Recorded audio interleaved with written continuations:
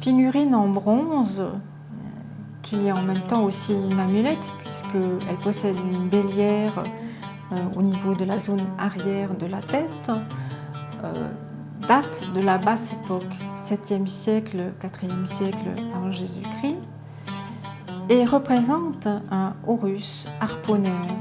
C'est une typologie bien connue parmi les bronzes égyptiens.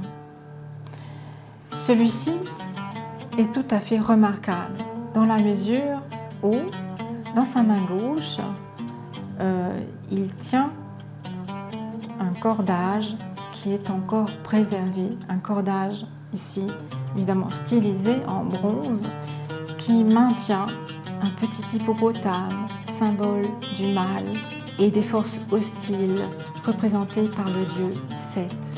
Des variantes de ce type de figurines peuvent montrer le dieu en train de tenir un harpon de ses deux mains et qui plante donc cet instrument dans le corps de l'hippopotame.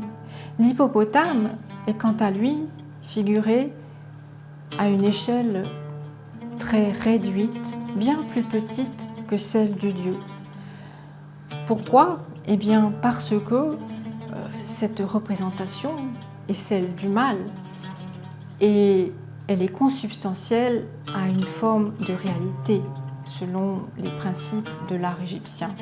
Il n'est donc pas possible de donner trop d'importance à une représentation néfaste comme celle de l'hippopotame qui est en lien avec le dieu Seth.